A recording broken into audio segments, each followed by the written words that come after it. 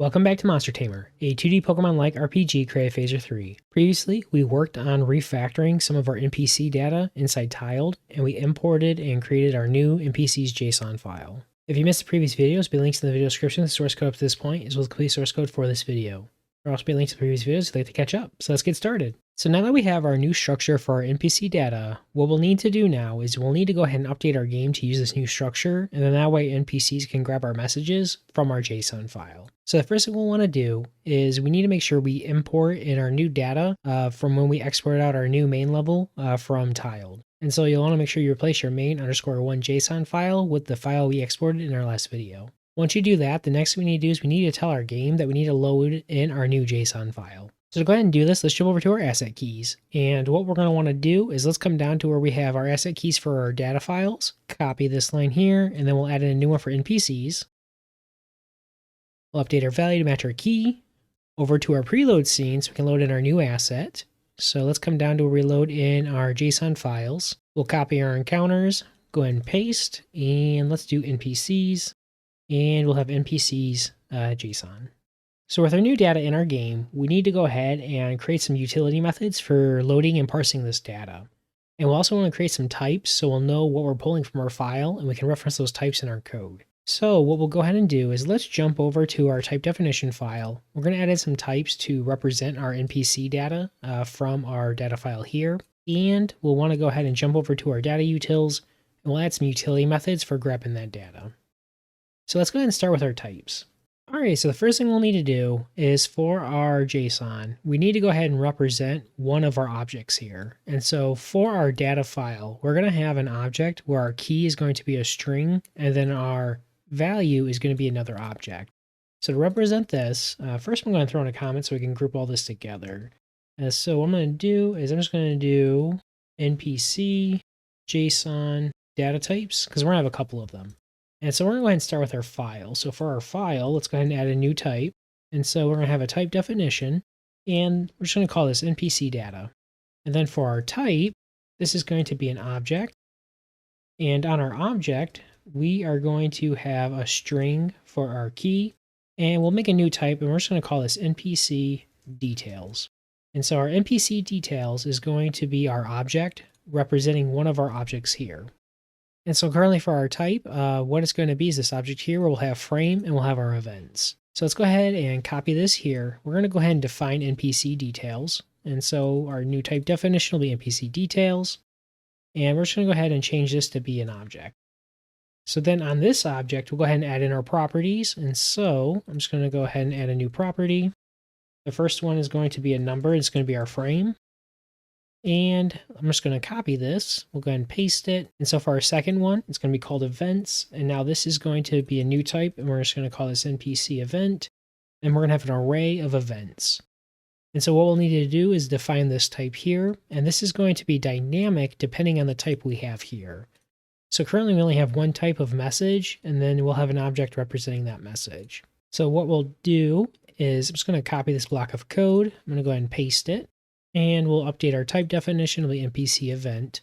So this is going to be a few different types. And so I'm going to just want to get rid of this. And so for our first type, this is going to be our NPC event message. So let's copy this one more time. We'll go ahead and paste. And we're just going to go ahead and paste that here for our type definition. And so this will be an object. And so on our event message, we're going to have a field called type. All right, so for our type here, this is only going to be a single value. So when we have an object representing one of our messages, our type will always be message. And so we don't want this to actually be a string. It's going to be the string set to message. So then what we'll have is we're going to have our data property, and this is going to be an object. So what I'm going to go ahead and do is we're going to change this to data. And then for our object here, we're just going to go ahead and do object. And now we can go ahead and define our individual properties. So I'm just going to copy this. And so on here, we're going to have a property called data.messages. And so this is going to be a string array. And so one last type I'm going to go ahead and add is I'm going to make an enum for our NPC event type so that way we're parsing this in our code, we'll know what our available options are. So what I'm going to do is I'm going to do export, we're going to do const, we're going to do NPC event type, we're going to set that equal to an object, we're going to freeze it, And so what we'll do is our first one is going to be message, and our value will be message. So now what I'm going to do is I'm going to throw our types on this. So for this, we're going to be an enum, and we're going to call this NPC event type. And now we'll go ahead and add in that type. And so we'll have a type definition, and this is going to be key of, type of, our NPC event type, and we're going to call this our NPC event type here. All right, so now that we have our base definition for our data, let's jump over to our data utils, and we're going to define a function so that way we can grab this data. And so what I'm going to go ahead and do is we're just going to we're going to copy this here and grab this. We'll go ahead and paste it. And so for our function, so for our method, we're going to do get NPC data. We'll need our phaser scene so we can grab our data. And then we're going to need our NPC ID for the NPC we want to get data for. Just going to update this here. And so from here, we want to go ahead and grab our NPC data. And what we want to return is our NPC ID. And so for our type, let's go ahead and change this to our NPC data. And now for our return type, we want to go ahead and change this to be our NPC details. All right, so real quick, what we did is basically we defined this data structure here. And so for our whole file, we called it our type NPC data. And so this is just one giant object where our key is a string, our value is another object. And so for this object, this is going to be our NPC details. And so on our details, we have our frame of our NPC and then our various events that make up that NPC. Now our events, this is going to be unique depending on what type of event type we're supporting. Currently, we're just going to have one type. It's going to be a message type. And so what we did is we defined a specific type for that message. And so we have our type of message with our data field. And right now we only do messages when it's a message type. Then later on, we're going to be able to extend this to have other types, such as like when we want to trade, we want to heal our player, if we want to battle, and different things like that. So then what we did over our data utils is we just grabbed a reference to our NPC JSON file, and that's why it's referencing NPC data. Because we're just grabbing one single object, it's going to be our NPC details. All right, so real quick, what I'm going to do is back over in our event types. So as I mentioned, we're going to support a variety of types, and so we're just going to add a few of those in now so we have them for reference. And so what we're going to go ahead and do is we're going to add one. We're going to call this fade. We're going to call this scene, fade in and out. And so this is going to be where we can have a special effect for like cutscenes or when our NPCs do something. So like when our NPC heals us, we can have the scene fade in and out. So then that way it shows they're resting. We'll also be able to have a type of like heal. And so this is how we'll have certain NPCs heal us. So maybe another trainer heals us before our battle, or we go to an inn where we heal our monsters or things like that. We'll be able to trade with NPCs. Some NPCs might give us an item. And so this is how we can get key items, or maybe they'll give us like a potion when we beat them or something like that. And then we'll also be able to battle some NPCs, and so we'll need an event type for that. All right, so now that we have our new data types and we have a way to get our NPC data from our JSON file, what we need to do now is start refactoring our world scene. And so currently in our world scene for our NPCs, what we're doing is we have a method for getting all of our NPC data when we create our NPCs. And so currently what we're doing is we're grabbing our frame from our old JSON, from our tiled map data. We're also getting our NPC string data from there as well. And so what we're going to want to do is based on our NPC's ID, we'll want to grab that NPC from our JSON file and then use our event structure to go ahead and get our messages and things like that, as well as our frame. And so what that means is currently when we create our NPCs, we're expecting a pattern for messages. We'll need to refactor this to match our new event structure. And because what we'll want to do is depending on what event is available when we process it, we'll want to do different things. And so to go ahead and do this, what we'll do is we'll start with our create NPCs method, and we're going to go ahead and grab our NPC data from our JSON file. So what we're going to go ahead and do is let's get rid of our NPC frame here, because we won't need that. We won't need our messages string, and we won't need to actually parse that into individual messages. And so that's just going to leave us with our NPC movement. So then what we'll want to do is we want to go ahead and grab our NPC's ID. So then that way we can grab our various details. So what I'm going to go ahead and do is I'm going to copy this. We're going to go ahead and paste this. And so for our type, we're going to be looking for a number. And for our variable, we'll call this NPC ID. And then what we'll want to do is we want to go ahead, we need to go ahead and change our tiled NPC property. So let's jump up to the top of our code. And so what we're going to have is we are going to have our movement pattern. We'll no longer have our is spawn point. We won't have messages. We're just going to have frame. And then what we'll do is we'll have a brand new one, and we're going to call this ID. So now if we come back down to our method, what we want to do is we want to find our property that matches ID, and we don't want to fall back. We're going to expect this to exist on all of our NPCs. So then with our ID, now we need to reference our data utils. So we're just going to grab const. We're just going to call this NPC details. We'll set it equal to our data utils, and we'll call our brand new method. So we'll get NPC data. We'll pass in our scene, and then we'll pass in our NPC ID. All right, so with our new NPC details, what we can do down here now is let's go ahead and update our frame reference. So we're going to have NPC details. We're going to grab our frame property from that, and then we're not going to have messages anymore.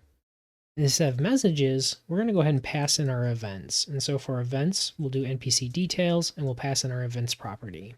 So now what we need to do is now we need to actually update our NPC class. And so let's go up to our configuration. And what we'll do is we're no longer going to have messages, so we can go ahead and remove that property. And then what we'll do is we're going to go ahead and add in events. So I'm just going to copy this. We'll go ahead and remove it. We'll paste this in.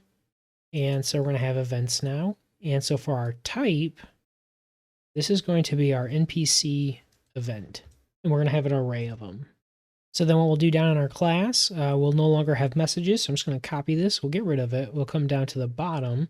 We'll add in our new property. We're going to call this events. And so this will be our NPC events. And we'll have an array. And then what we'll do is down in our config, we'll no longer have our messages. And now we're going to have this events will be equal to our config and our events. And so now we're going to go ahead and update our getter. So we're going to do get events. We want to return our NPC event. And so we're going to return a copy of our events. All right, so now we update our NPC class. We can jump back to our world scene. And what we're going to want to do is we'll need to update our code for where we're grabbing our NPC's messages when our player interacts with our NPC. But instead of just grabbing our events, what we'll also need to do is we're going to need to refactor our code. Because now our event structure allows us to define multiple events, when we interact with our NPC, we're going to need to process each of those to know what we need to do. So as an example, because of how our structure is, we could easily have two messages for a single NPC like this, as well as we could have two messages inside our array like that. But in addition to that, we'll have our new types, and so this is where we're going to have our NPC heal us, we could battle, we could do different things. But in order to do that, we'll need to keep track of which event we've processed and then loop through all of these before we're done interacting with that NPC. And so in order to keep track of that, we're going to go ahead and update our world scene to have some properties to keep track of which event we've processed with our NPC. And so what I'm going to do is I'm going to add a new property, and we're going to call this last NPC event handled index. And what this is going to do, it's going to keep track of that index of which event we've processed when we talk to our NPC. And so how it's going to work is we're going to have it undefined, and we'll set it to -1. And when we talk to our NPC, our first event, we've not processed any, so it's at -1.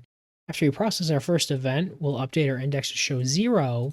And then what we'll do is when we go to talk to our NPC again, and we hit the space bar, if there's no more events, then we'll clear our dialog. But if there is another event, then we're going to grab it and we're going to process that event. And so it'll make more sense once we have more than one event on there, but we just need a way to handle that. And so we'll have our last NPC event handle index. And what we'll do is in our init method, we're going to go ahead and set that equal to -1 when our scene is first initialized. So we'll go ahead and do that now. So we'll set it equal to -1. And we're going to add in a property for keeping track if we're currently processing an event. And so some of these might be asynchronous where we want something to happen, and our fade in, fade out effect is a good example. So when we have our scene fade out and then back in, we want to wait until that transition is fully done before we allow our player to move on to our next event. And this will also be useful later for like if we start doing things like cutscenes or we have our NPCs moving around, We want to make sure this event is fully finished and processed before we can move on to our next one. And so what we'll do is we're going to add a Boolean value to keep track of this. And so we're just going to call this is processing NPC event. So then what I'm going to do is I'm going to throw on our types real quick. And so I'm just going to go ahead and copy this here. I'm going to go ahead and paste it twice. So for our NPC handled index, this will be a number. And then this is going to be a Boolean. So what we'll do is down in our init method, let's go ahead and initialize that value as well. And we're going to set equal to false. So with our new properties, what we want to do is we want to go ahead and enhance our logic for we're handling our player input. So let's go ahead and come down to our update method where we start handling our player input. And so for our first check, what we'll want to do is when the enter keys press, we currently make sure the player is not moving. And if our UI is visible, we go ahead and return early. But we're also going to want to add a check where if our new property, so is processing our NPC event, if this is true, we also want to return early. So then that way we can finish whatever we're doing before we accept this input. So next, what we want to do is let's go down to our isPlayerInputLocked method. We'll also want to check for that as well. So if our input is locked, or our dialog is visible, or menu is visible, or we are interacting with a NPC, or if we're processing our NPC event, then we want to make sure that we lock our controls so we can't do anything. And so then now what we'll want to do is when we show our dialog for our messages, now we need to go ahead and process those events so we know what to do with our NPC. So instead of just showing our dialog, what we'll want to do is we're going to make a new method to handle all of that event logic. And so we're just going to call handle NPC interaction. And so what I'm going to do is we're going to head and add that method to the bottom of our class, make our new private method, and go ahead and add that there. All right, so one other change we're going to make is let's come up to our handle player interaction method. And what we're going to do is currently in our handle player interaction method, when we are interacting and we hit the spacebar, we're checking to see if we have more messages to show. And if so, then we go ahead and keep processing them in our dialog modal.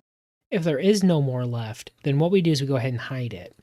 And if our player was interacting with an NPC, we go ahead and clear out that data. But instead, what we want to do is because now that we have more than one event, like we could have a dialog message, and then we might have a fade effect or a heal effect, we don't want to clear out the NPC we're interacting with because we don't want to clear that out until we're done with all of our events tied to that NPC. So what we're going to go ahead and do is we're going to move this logic down here into our new method. So we're going to add that here. We'll come back to that. But then what we want to do is back in that code, now we just want to call that method, and we'll worry about clearing that out once we get there. All right, so with those changes, let's come down to our new method.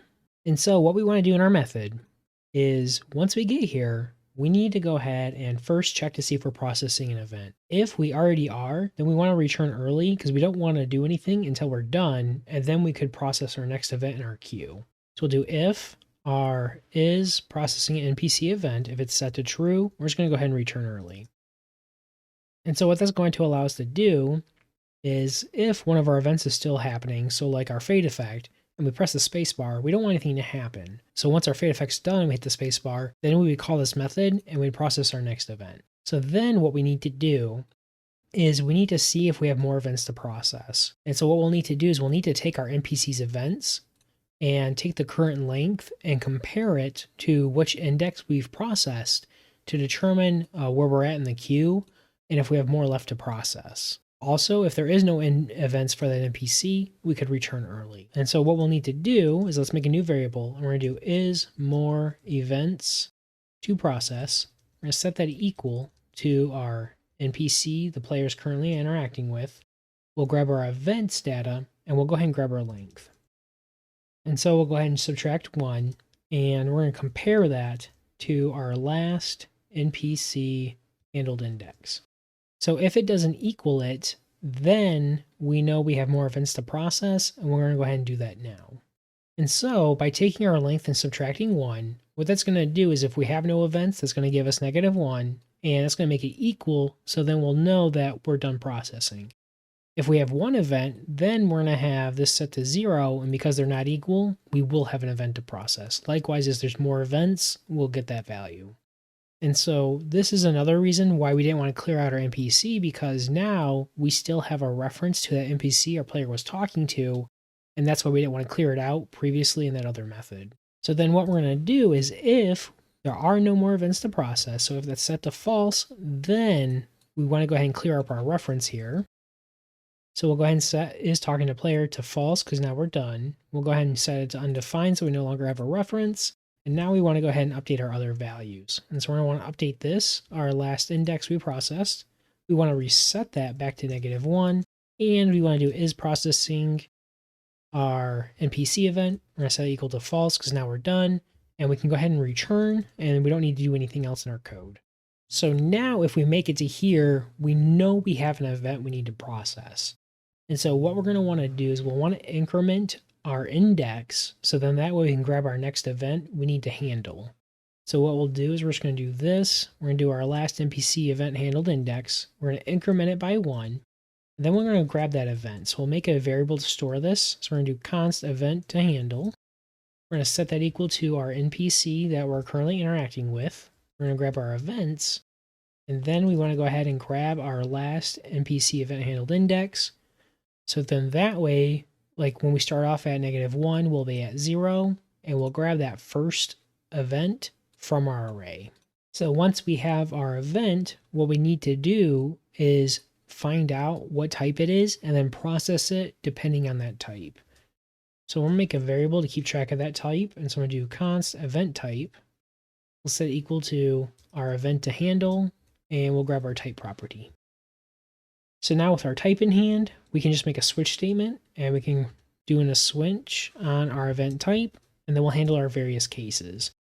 And so for our first one, we'll have our NPC event type, we'll have message. And what I'm going to do is I'm going to add our cases real quick, and then we'll come back and add our code. And so we'll have our message, we'll have our break.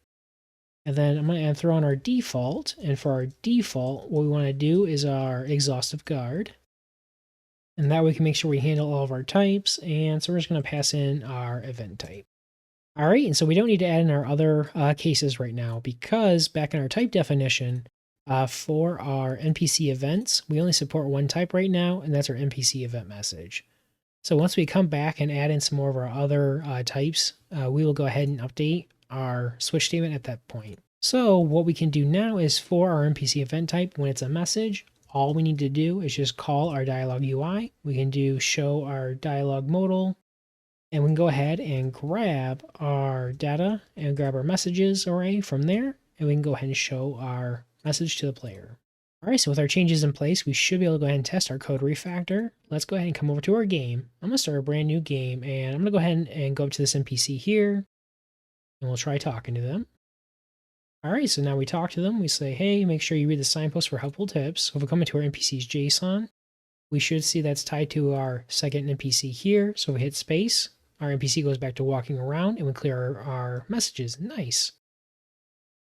And just to make sure everything's working, let's go to our NPC 3. If we talk to him, hey, you can save your game from the menu. Perfect. We hit space, we get our other message. Very nice.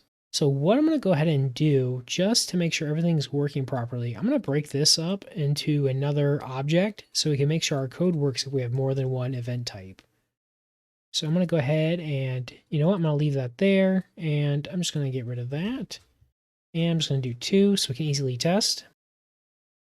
So now if we go into new game, let's go ahead and come down to the other NPC, and we'll try talking to him.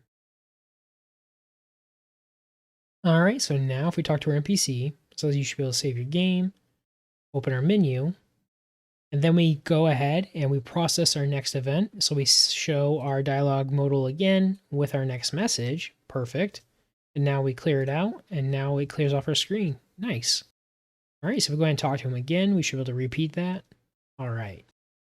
All right, so what I'm going to do is I'm going to go ahead and get rid of that extra object, and just to clear it up. All right, so with our newly refactored code, that brings it into this video. In our next video, what we're going to do is we're going to add a new NPC to our tile data, and we're going to put this NPC inside our house. So then that way, when we talk to the NPC, we can have that NPC heal our player and act as a respawn point if we get knocked out during battle. So then what we'll do is we'll go ahead and update our code to handle that new event type, So then that way we can have our NPC actually heal our player in our code. So as a reminder, there is a link in the description of the video to complete source code for this video. And as always, thank you so much for watching. I hope you enjoyed the content. If you did enjoy the video, please consider liking the video and hitting the bell icon to be notified when the next video in the series is released. For more great Phaser 3 content, please see the links on your screen now.